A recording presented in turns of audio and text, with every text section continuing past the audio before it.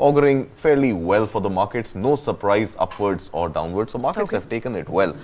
If you look at the numbers and if you can pull up the broader markets this morning, we've also actually got the Nifty Next 50 stack here. And the Nifty Next 50 is something that that houses most of the Adani stocks.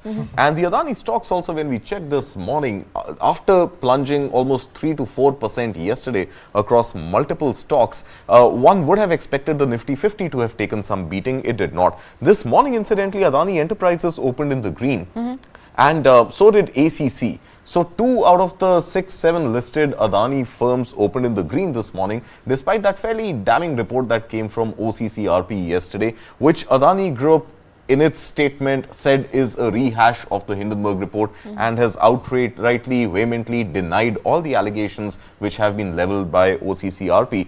Despite that, yesterday the Adani stocks had taken the beating. This morning, Adani Enterprises and ACC opening in the green. Look at Adani Ports, Adani Power, Adani Wilmar, NDTV, all of these indices are trading in red this morning. But again, we are not seeing a massive sell-off. Even the worst case scenario, let's say, an Adani Power is down just about 1% or so. So markets are not reading too much into the OCCRP report today. I think they've had a full 24 hours to mull over that report. See if there is anything different from what Hindenburg has said.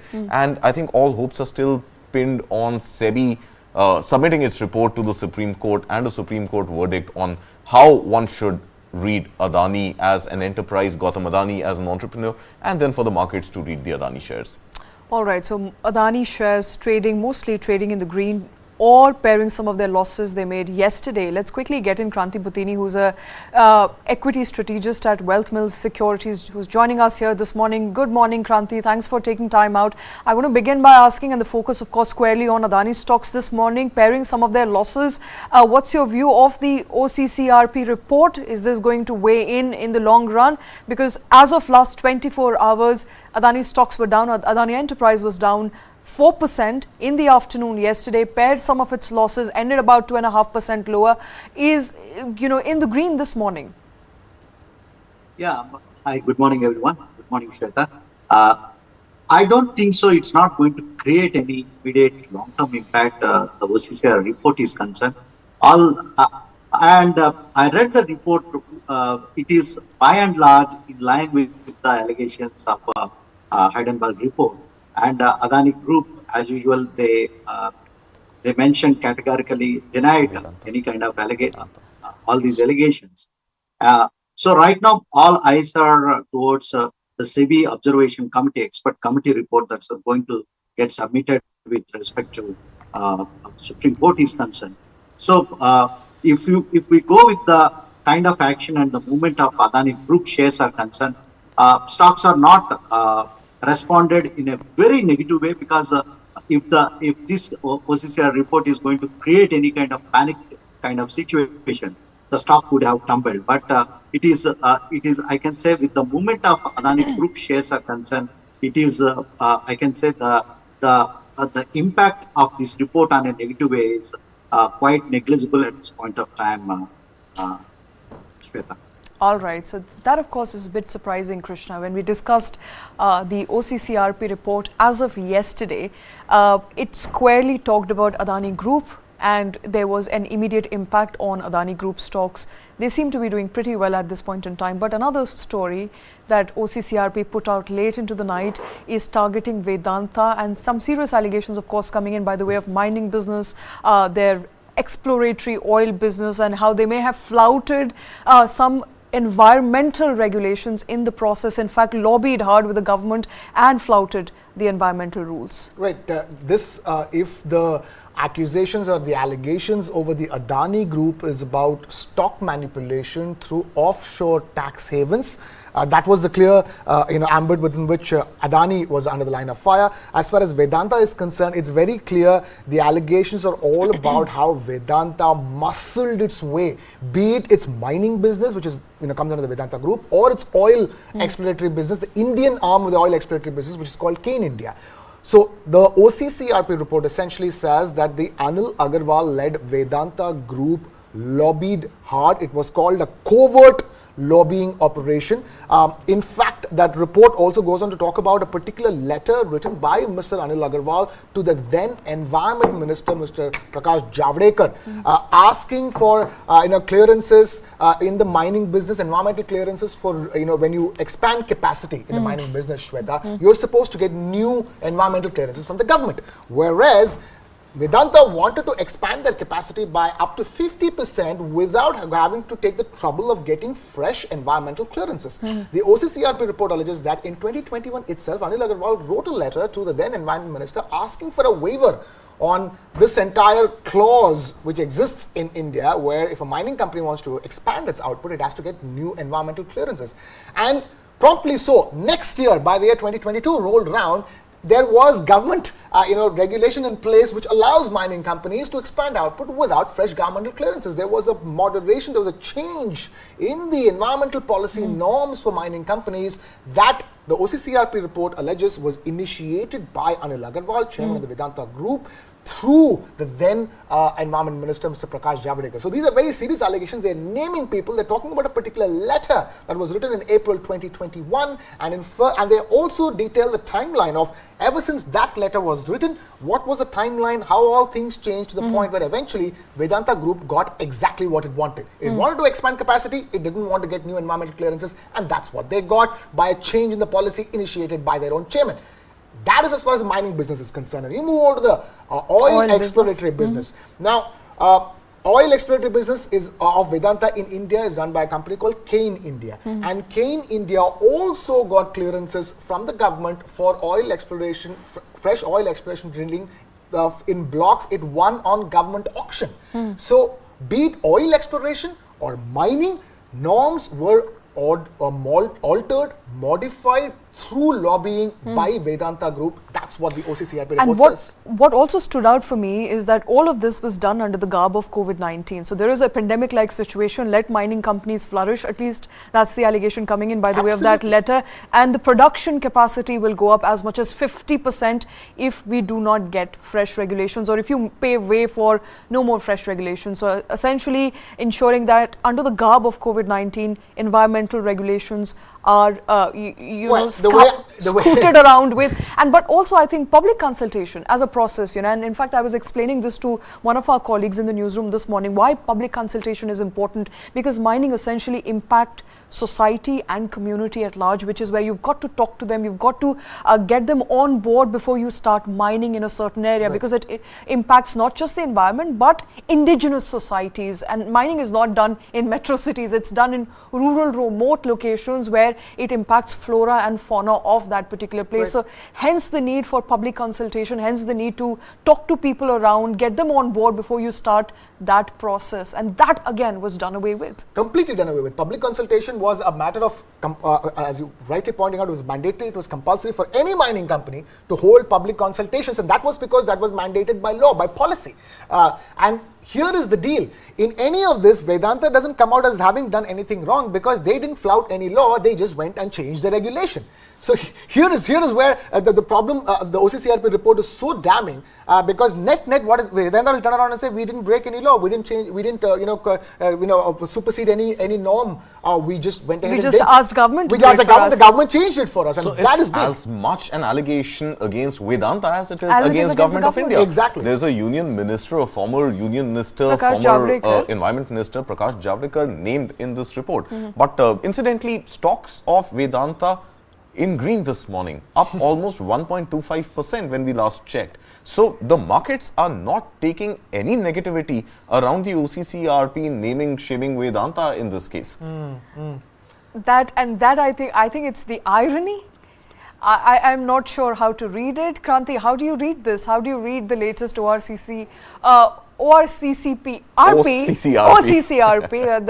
that acronym gets me all the time, but OCCRP report on Vedanta, investors not too worried about that report, but of course allegations are serious. Yeah, the allegations are serious, as you mentioned. These are allegations. We need to wait and watch whether these allegations are going to be proven or not. But the OCCR kind of the movement investor organization, if they have any credible information, they can submit to Indian regulators, okay, before popularizing that. Of course, that is their part. But as Vedanta Group is concerned, of course, there is always some kind of corporate governance issues that surfaces in this company. And of course, and last year, if you have to see the stock performance and the highest amount of dividend they paid, it's very interesting. And one way, last quarter they mentioned they are going to venture into chip making, chip manufacturing is concerned, and again they denied it's coming from a different entity. So there are some kind of corporate governance issues with respect to the group is concerned. But at this point of time, all these concerns are factored into the price. That's where we can see that the stocks are in the green zone right now. All right, and before we move on, it's important. Kranthi pointed out, go to a regulator, go to someone who will listen to you. These are allegations at this point in time, not proven, but they can never be proven, because you are talking about a huge company, you're talking about a mining baron, hand in gloves with the ministry. Who exactly will probe it? I think more important than that, Shweta, is the fact that is lobbying illegal? Not really. Corruption is illegal. That is true. Is lobbying illegal? But covert lobbying is illegal. Lobbying openly and government openly saying, okay, you don't need any more approvals is fine. But doing it in a way that public doesn't get to know and it happens anyway, that is illegal. Sure. I think, yes, you're right. There needs to be consultation. The proper norms need to be followed. But then every once in a while, and notified, but every once in a while you do have minor tinkering done in existing laws. No, I know. I'm saying, we don't know how much of the tinkering really happened. We don't know the magnitude of the tinkering. Okay. Right. Now, the point is, how many mining companies do we have in India? So, if there is a lobby, that lobby is going to consist of not more than maybe 2, 3, 4 players in all. And if the largest shareholder in that whole mining block happens to be one company, Vedanta, and then obviously, the power of the market rests with that largest player. Okay. And any sort of lobbying or any sort of influence, lobbying is a negative word. You could also use the word, let's say, influence. So any sort of influence which is in the larger interest of national growth, in the larger interest of optimizing whatever natural resources are available in India and exploiting them for overall domestic growth, international exports, etc., can also be seen from the lens of aiding growth in India at a time when COVID was rampant and everything was locked down. I'm not defending Vedanta here. All I'm saying is that influence and lobbying is part and parcel of doing business in any country. Agreed. Right. Absolutely. Of course, the government should have obviously rolled out a consultation paper. We've done it even for the Digital India Bill. We did it for the Digital Protection Bill, Data Protection Bill. Right. So consultation paper for industry to evaluate, consultation paper for general public to evaluate, obviously is the standard norm and should have been done. But again, we'll have to look at it legally, and perhaps we should speak to a legal expert and understand that is it mandated by law to float a consultation paper or is it a norm? There's a difference between a rule and a norm. That is true. And lobbying per se is not illegal. I agree with you. Lobbying is not illegal. I think the allegations here are more than just covert lobbying campaign. The allegations are also that norms were flouted and done away with without notifying. So if there had been a notification in place that you do not need any more clearances in order to explore more mining prospects, that would have been the right way to do it. But if it was done under the table without notifying it to the public and a norm or a rule was flouted, I think that those are allegations that perhaps will have to be looked deeper into in the future course of time. But another OCCRP report there, this time against Vedanta Group, not impacting the stock sentiment as of this morning, but shifting focus to Geofin, because that's another stock that we're trading. It's soon going to be out of major indices. Today is the day, 1st September. I think that 10-day moratorium on the stock ends, or the 10-day trade in trade segment of the Geofin stock ends today, and it now gets out of the Sensex 30 pack. and is also going to get delisted from the BSE S&P 500. I want to understand from Kranthi Bathini. Kranthi, what does that really mean? Geo Fin is still a listed company. Why would it be out of the S&P 500? Karthik, the indices committee, okay, the core committee of the stock exchanges, they have a mechanism depends upon the trading volume, and also as this is a demerged entity from Reliance Industries. The committee decides the constituents of the index. So the current decision is since the stock has been in a mixed trend, post listing the stock was going into a downtrend for nearly 4 or 5 trading sessions, and what we witnessed is some kind of rebound in the price. Right now, the index committee, the stock was kept under T group. T group represents by and large there is no intraday trades are not allowed in this company, and almost there is no short trading also not allowed. People who have the stock in position, okay, they could able to sell the stock, and it comes up with a war margin. That means the investor need to have 100% money before executing the trade with respect to clearing corporations. So it's in a T group category. So the index committee is going to review the situation today, and they will take the decision as they mentioned. They're going to take the decision today. Okay, so the decision, of course, would be to first get the stock out of the index, and there in Kranthi, the stock is going to make it back to the index as well, right? Whether it is part of Sensex 30 or not is something, or Nifty 50 is something that depends on the final valuation of the stock, and the stock this morning was trading at about 241 rupees a piece or so. But what does it mean from here? So a shareholder who does hold a GeoFin stock from tomorrow will be able to trade it on some index, right? What index is that going to be? Karthik, yeah, your point is very valid. And as for a shareholder, normal retail investor, what does it make any difference whether the stock is on Sensex 30 or Nifty, or if at all it is out of the indices? What happens is in generally the ETF funds and also the MSCI indices, whenever the fund flows come into these indices funds or ETFs, the incremental flows will be on a higher note. When a stock gets excluded from any kind of indices, the stock misses that incremental flows into that particular stock. But with respect to the performance, with respect to the fundamentals of the company, it doesn't make any difference with respect to the revenues and earnings of the company. It's just index management, and the decision is taken by the stock exchanges index management committees. Depends upon the market cap and also the revenues. They have their set of norms to include a share in the indices and to exclude a share in the indices. Right. Kranthi, I have a first an analogy to make and ask a question on the basis of that. It feels as if, the GeoFin stock is like a baby lion which was inside a cage in a zoo, in protected environment. Today it's been let out of that cage to go into the jungle and to become the lion that it originally was born from, and even in its zoo cage period, it was hitting lower circuit twice or thrice. In the 10 days it was there in the zoo period. Now it's going to be in a very, very vulnerable state outside of all the protected trade for trade segment environs it was part of. So, tell us, how the GeoFin stock is going to go forward, having seen it hit lower circuit, few times in the first 10 days. Krishna, you are absolutely correct. When the stock was on the indices in the T group, it have a circuit limit of 5%. So in a day, it can go up to 5% and it can come down by 5%. So the stock can move in the range of plus or minus 5%.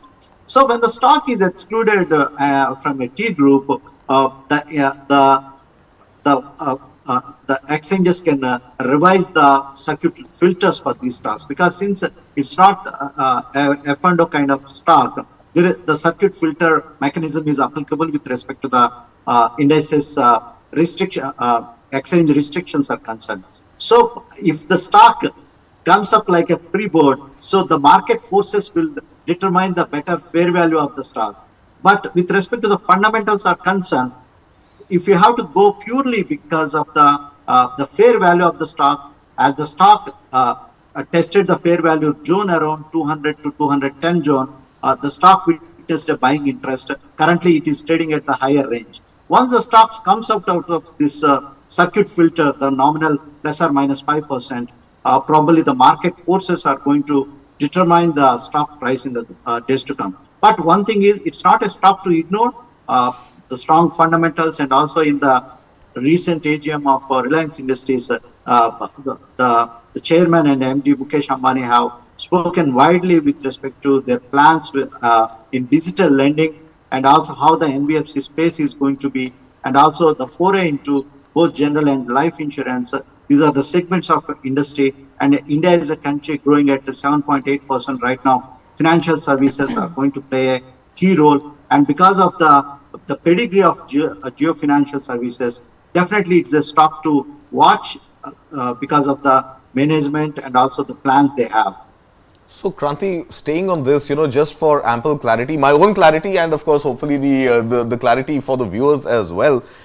Two things that I'm understanding from what you're saying. Number one, next few days are likely to be volatile for the Geo Finance stock because you don't know how much it's going to get traded. There is no 5% threshold now on hitting upper or lower circuit. It's pretty much a free float in that sense. And number two, I also want to understand what is the likelihood of Geofin actually making it to Sensex 30 or Nifty 50, given the fact that even at present valuations, even at a value of, let's say, 220, 226 rupees a piece, it was still touted to be the second most valued financial services NBFC firm in India, second only to Bajaj Finance, which is a resident player in the Sensex 30 category. So what is the probability of Geofin actually making it back in a day or two to the Sensex and Nifty 50 boards?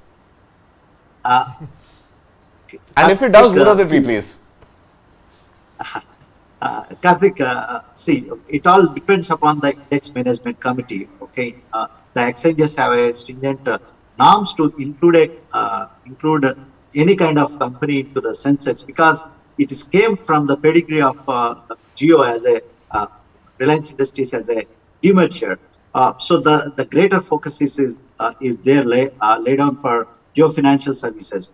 Most probably it can be included. We need to wait and watch, because the Sensex and Nifty have a different committees and the different kind of weightages of every stock. For example, coming to Sensex, the greater weightage is towards the banking and financial services in the Sensex, and the Nifty is concerned. It's also have a different kind of weightage for each and individual stocks.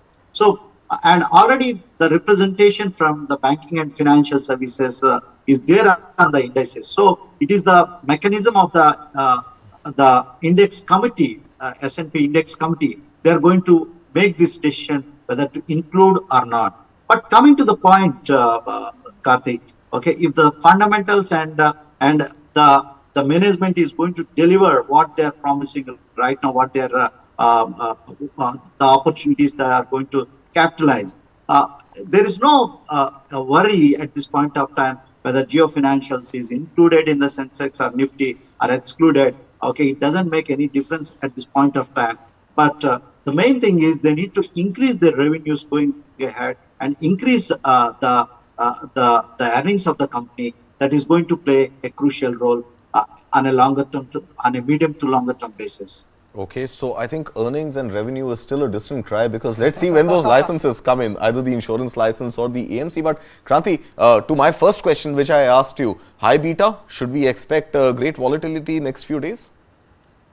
Definitely, there is because the stock came to the investors as a demerger from Reliance Industries, and it is highly owned by both the institutional as well as retail investors. So some kind of heightened activity definitely we can witness once the stock gets freed with this kind of T group and the restrictions of the limit is concerned. All right, heightened activity. Volatility expected, of course, on Geofin stock in the next coming few days. But shifting away from stock markets to larger macroeconomic picture, a lot of clarity came in yesterday by the way of various decisions that were communicated. Of course, one was with respect to the Q1 growth coming in at about marginally over 7.7% at 7.8%. That being one, the government came out yesterday and the representatives of the government came out yesterday saying that we maintain that we are going to grow at an annual rate of over 6.5% in financial year 24. So maintaining that rate there, of course, and maintaining the initial projections of the financial year 24 GDP growth. My only question to that is, Shweta, of course, these numbers augur very well. You say that, 7.8% fastest growing large economy out there in the world, right? And compare it with the peers, compare it, let's say, with China at 6.3%. And UK, that, of course, Germany. we discussed yesterday's made in China data. So, you don't know how much to trust that. Look at US. US growth projection, in fact, this morning has been cut down from 2.4% to 2.1%. But broadly speaking, I think 7.8%, the headline number looks great, but this headline number comes on the back of a 13.1% growth in the same period last year, which is Q1 of FY23, which came on the back of the same quarter the year before when we were smack in the middle of COVID. Okay. And that is when the economy had just about started recovering. So a Q1 to Q1 to Q1 comparison still suggests that 7.8%, while the headline looks great, may not be great enough. And then when you were to look at it in a larger context of a 6.5% growth for the financial year, it's well below the required target of 7.6%, which India is expected to grow at and needs to grow at to be a $5 trillion economy by 27-28 and among the top 3 economies of the world. So the point simply being that you might still get there. You might still be the 3rd largest economy. You might still be a $5 trillion economy. But what is the value of that $5 trillion 5 years from now today? You've got to discount it using inflation. So there's always this debate between real growth and nominal growth. And one is a factor of absolute term growth and the other is a factor of deflating that growth, taking inflation into account. So you discount that growth keeping inflation in mind. So if you were to look at the discounted growth or the deflated growth, we are still looking at a number no more than about 4.4, 4.6% or so when it comes to the inflation adjusted growth. So is that good enough? Second point, I mean, I don't want to sound cynical, right? Neither do I want to critique the hard work done by the services sector, by the government really heavy lifting the whole growth story by making large capex investments, and both center and the state governments investing big time into creating infrastructure. Obviously, all of this, go back to the formula of GDP, right? Y is equal to C plus G plus I plus X minus M. Consumption plus investments plus government spending plus the net exports, export minus import. On all these fronts, consumption has been robust. Even rural consumption has been robust. But this consumption, the headline figure of consumption also comes on the back of prices being high. Add to that government capex, yes. What about private sector capex? Private sector capex is yet to pick up. Now we are talking about Q1. Q2 is when we were actually hit with inflation.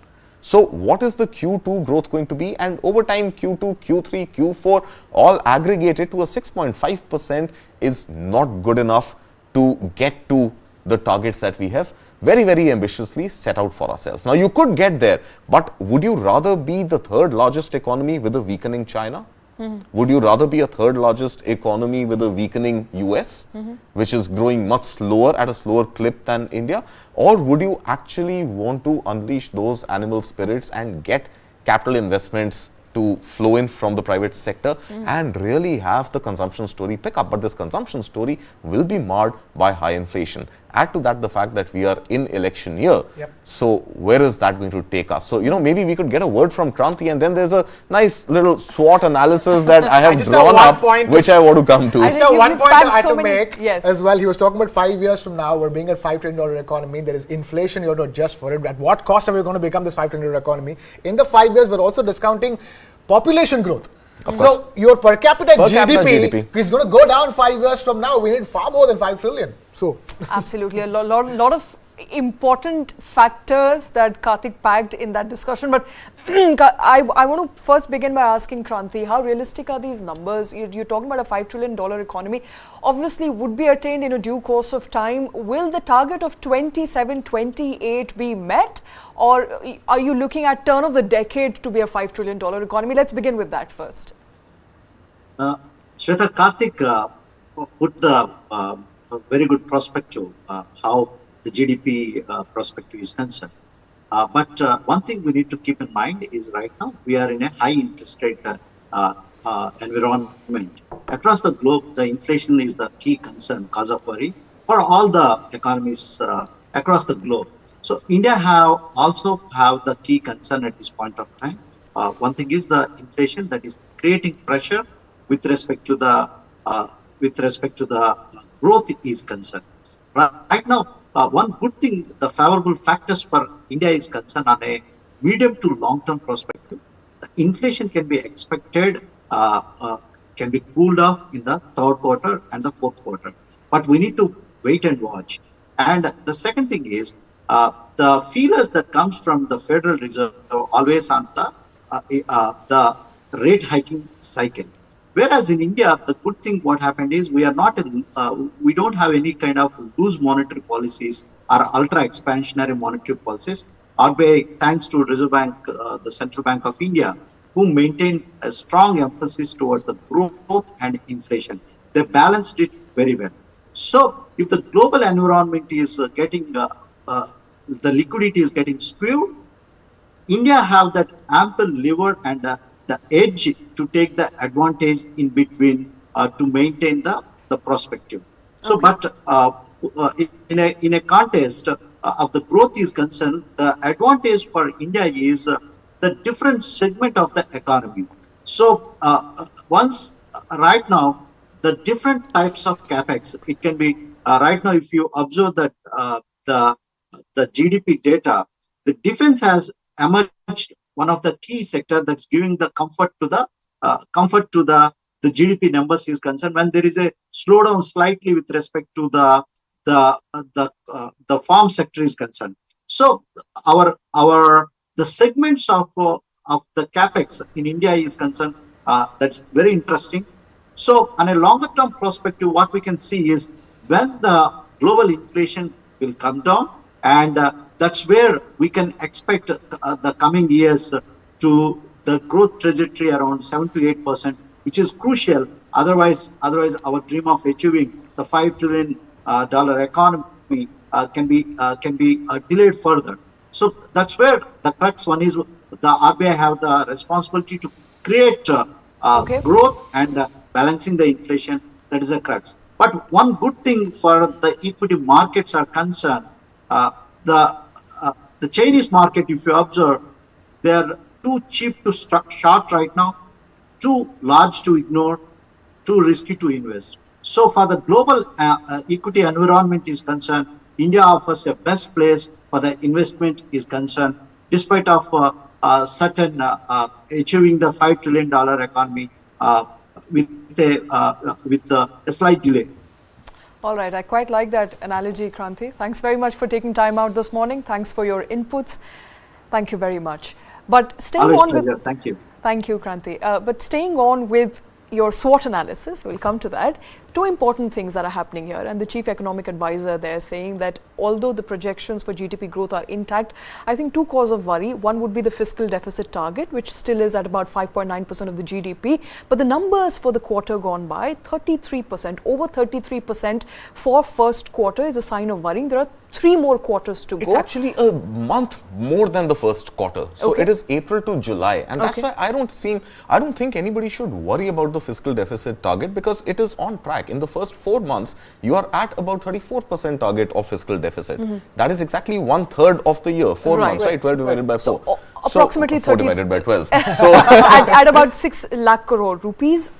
And at the same time, private consumption is also what Chief Economic Advisor talked about. He said private consumption is picking up, but we haven't seen that private consumption, or private capex rather, picking up. Yeah, private capex is the problem. Industry making investments is the problem. Private consumption, even in high inflation, has been fairly robust. All right, so let's then talk about that SWOT analysis. Should we? Let's do this. Okay, let's pull up the SWOT analysis, and ladies and gentlemen, let's try and make some sense of the SWOT analysis. So what do we have here. All right, I've done that typical, management framework of a SWOT analysis. Let's look at India's strengths, weaknesses, opportunities, and threats. All right, now the strengths and weaknesses are internal to India, just like any other sort of company, organization, project. The strengths and weaknesses are internal, and the opportunities and threats are external.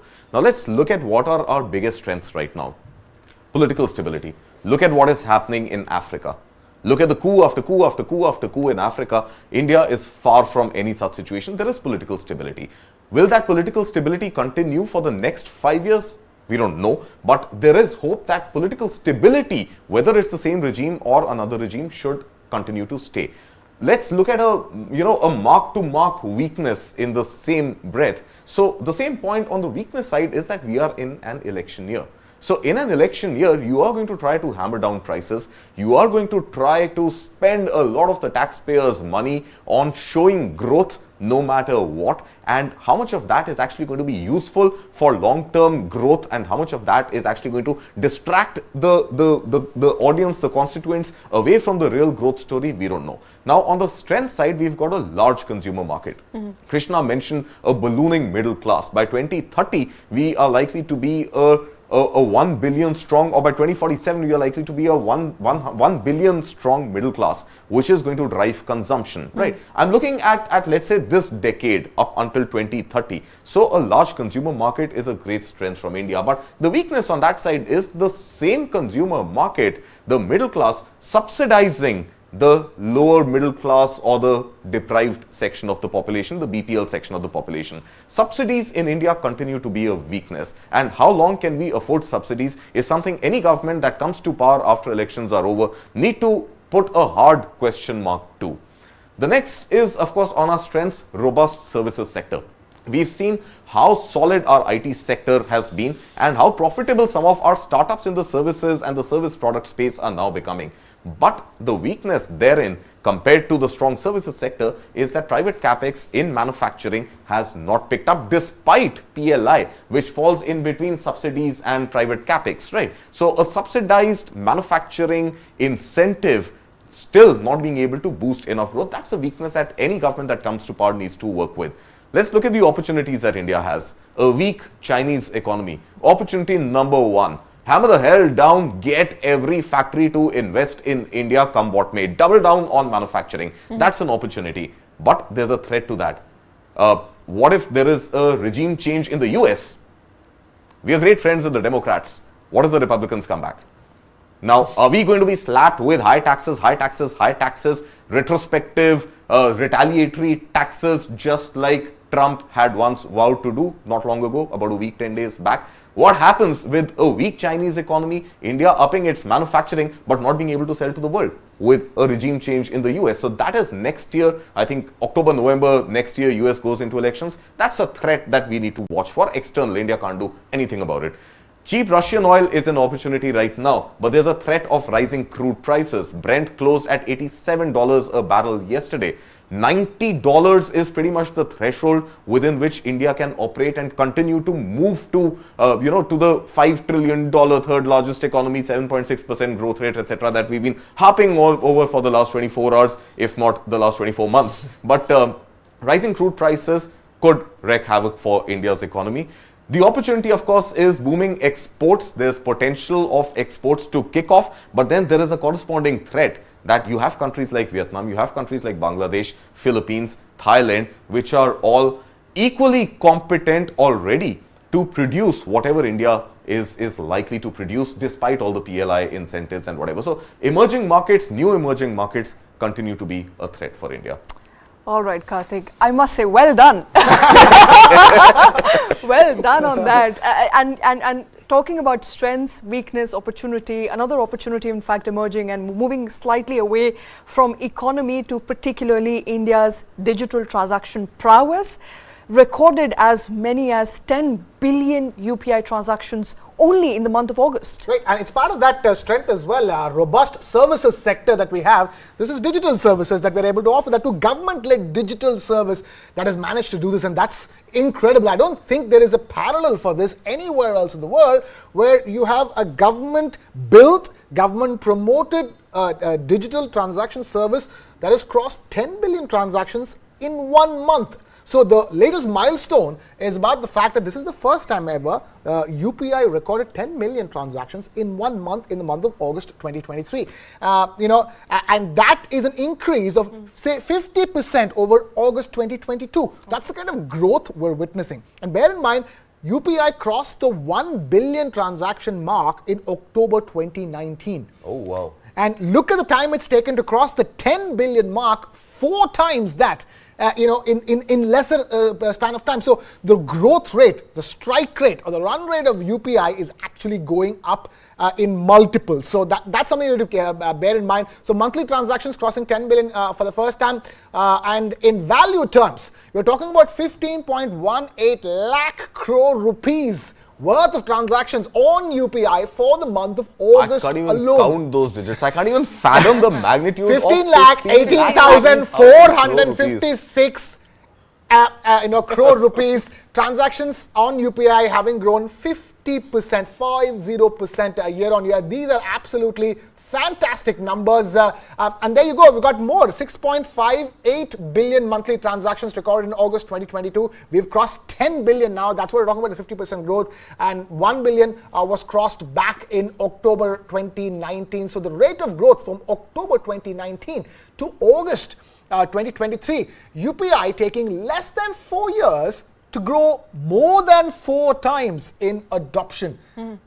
I don't think I need to explain those numbers anymore, Karthik. They really speak for themselves, don't they? My math is weak, but isn't it 10 times?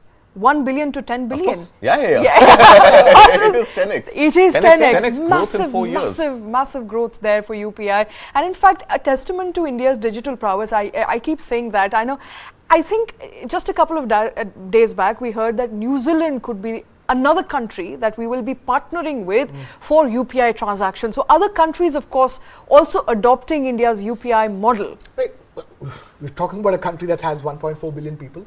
Many of them are non-resident Indians. Many of them travel all the time. So what India is essentially trying to do is that Indians should not have any trouble, spending their money. Irrespective of where they are, as NRIs or as travelers. So I think what they're doing with the UPI essentially is that if UPI becomes a lingua franca, so to speak, across countries around the world, then Indians don't have to adjust, change, do nothing.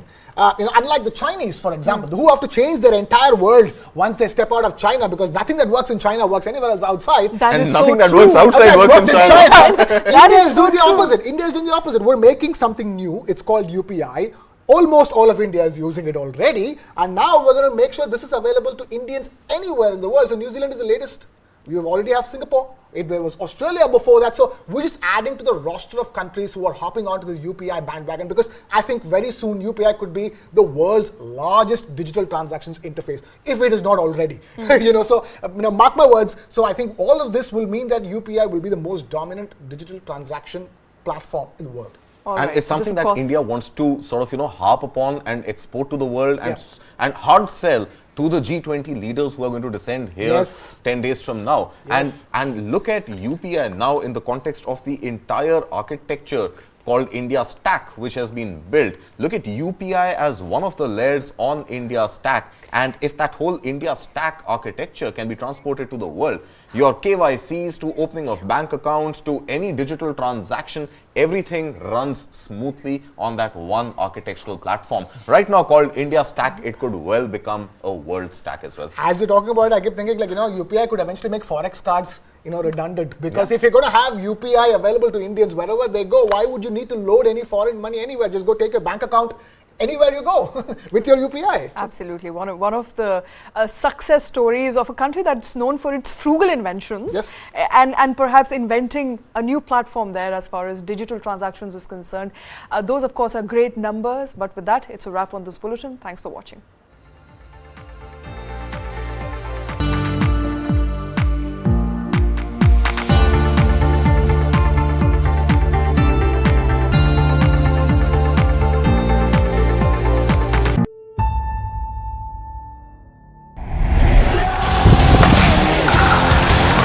Holding of cricket rights has the ability to make a sports broadcaster's business bigger. Always been hotly contested rights. The broadcasters who are paying big money have been careless in the past and should be careful of being callous in the present.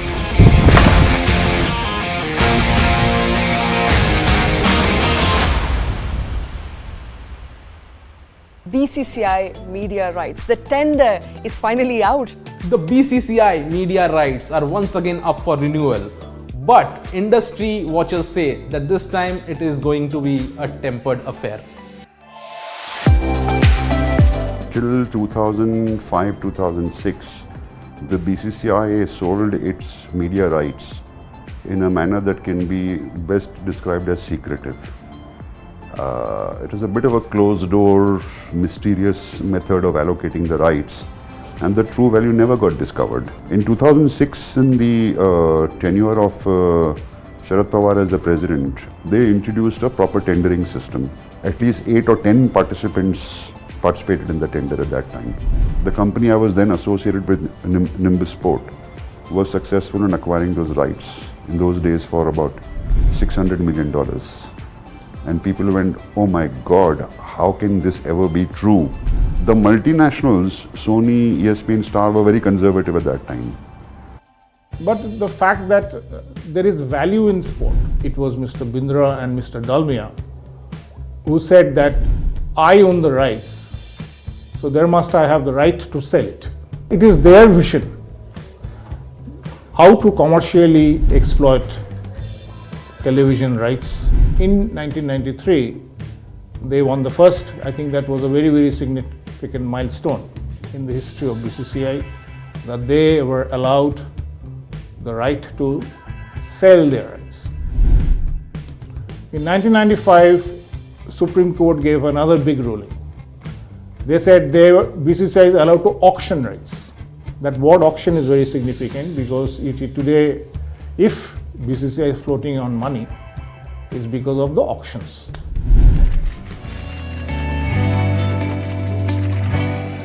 These are always been hotly contested rights. When I was in ESPN in 2003, we had a very highly contested bidding battle where the first time, I think, it made it to the headlines of all the newspapers where we had actually put in a figure of about 1,040 crores as ESPN. It's always been the case that the competition has been keen and intense, and people have been willing to pay even prices at which may or may not be possible for them to economically break even for that particular cycle, but because of the strategic importance of having properties, even the largest companies find value.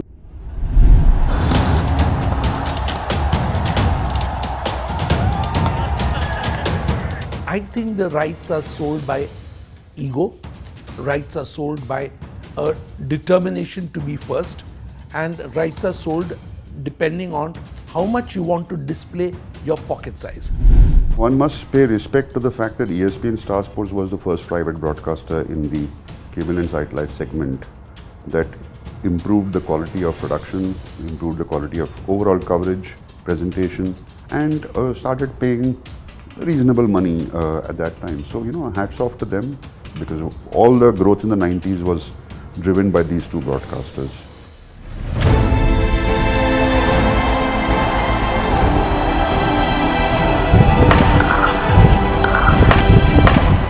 The product cricket was a very shiny product. It's a good product, very classy product, very sexy product. So anything that's sexy and appealing, you would always try and go for it.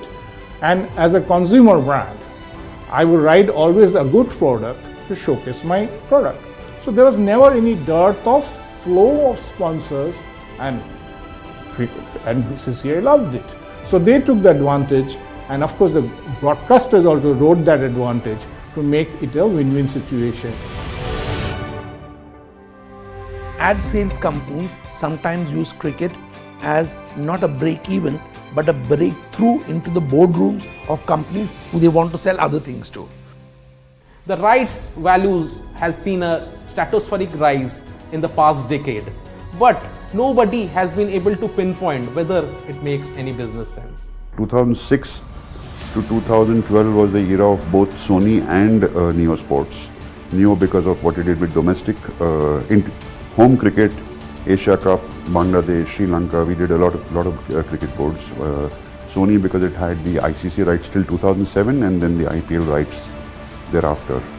I think Stars returned to the pitch took place when Uday Shankar decided that they'd been losing too many rights. They lost the ICC rights, they lost the IPL rights, they lost the BCCI home rights. They had nothing. And I think that desperate scramble to get something back made them overpay for the BCCI rights. My sense is that the broadcasters who are paying big money have been careless in the past and should be careful of being callous in the present. The danger is that there are different revenue models now emerging. The other day someone was telling me that to watch a full 1 day's cricket is about 2 to 2.5 GB. So the game has shifted from purely marketing it for your 10-second or 5-second spots to seeing, are you a revenue gainer from other sources other than just selling the space on those to those who watch cricket. Viacom 18 backed the IPL rights for the digital medium last year. Revenue from operations went up from about rupees 1,500 crore to rupees 3,000 crore, but its operating costs shot up 4 times. Everybody, when they shell out money, either they have a very good solid business plan or they have another plan. The other plan, when I say other plan, could be a land grabbing plan, is to grab. I think Geo has, business strategies always has been to grab attention of the mass. So you have to differentiate between a Star, which is a pure broadcaster, and a Geo, which has multiple e-commerce and m-commerce business. The land grab is now no longer to sell hoarding sites on. So getting the land is possibly for a variety of reasons. I think that the revenue models have changed, and that is what has shown itself in the IPL, and it could show itself again, I hope, in the BCCI.